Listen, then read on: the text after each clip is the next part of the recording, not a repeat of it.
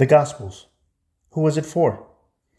Before we can begin to discuss the Gospels, we must first delve into the past and understand what transpired from the last book of the Old Testament, Malachi, until Matthew is written. The period of time between Malachi and Matthew is about 400 years. During these 400 years, often referred to as the silent years, several historical and cultural events took place that shaped the Gospels.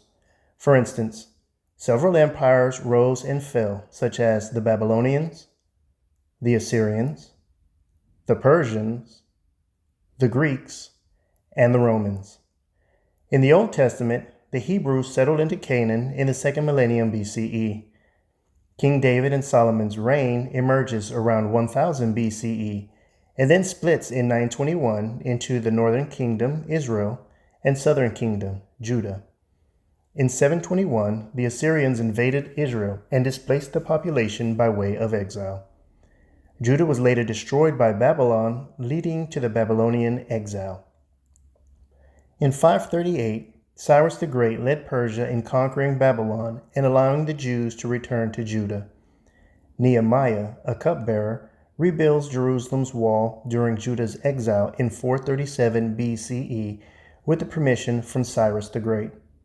With the mixing of the cultures that took place in Persia, where Judah was exiled, Cyrus decreed that Aramaic become a standardized international language throughout his empire, which became sort of a sister language to Hebrew. In 300 BCE, Alexander the Great began his conquests, which spread Hellenization. Hellenization was the spreading of the Greek culture throughout all territories conquered by Alexander the Great, which led to Greek as a third language in all region under Alexander's rule. Within this period, 333 to 63 BCE, a revolt known as the Maccabean Revolt took place.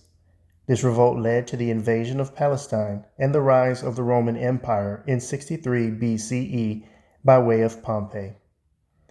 Under Roman rule, Idumean Antipater aligned himself to Rome as a Roman client ruler who had 3 sons who later succeeded him: Philip, tetrarch northeast of the Sea of Galilee; Herod Antipas, tetrarch of Galilee and Perea; and Archelaus, tetrarch of Samaria and Judea.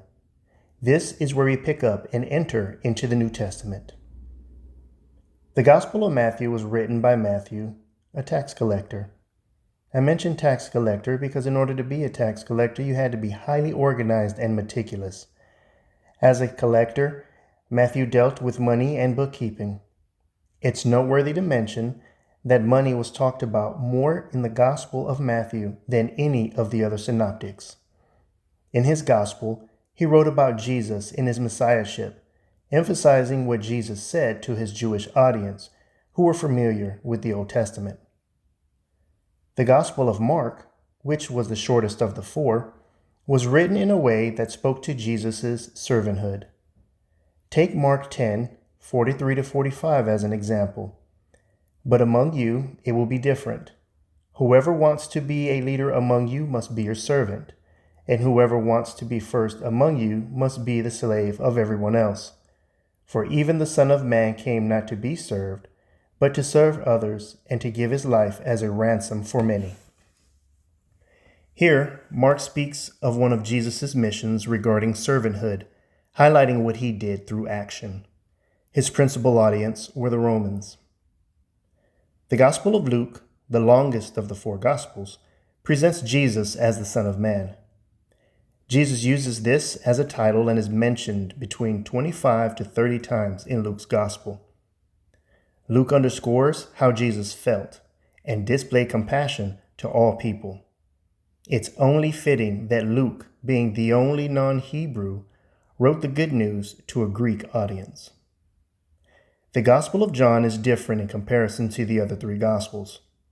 John accentuated Jesus as the Son of God, regarding his divinity, focusing on who he was. His Gospel was preached to a broader audience, varying in its consistence, meaning everyone, and telling a story of the divine being that became flesh, dwelt among us, and died so that we may have everlasting life. So as you can see, Matthew, Mark, Luke, and John displayed the Gospels of Jesus through 4 different perspectives, reaching the Jewish people who were in the midst of a Roman occupation, the Romans who were occupying and ruling Jewish territory, and Greek communities which had their culture and language spread throughout the region. Understanding how these diverse communities came to be in such close proximity helps shed light on the apostles and the purpose of the gospel of Jesus Christ being for everyone.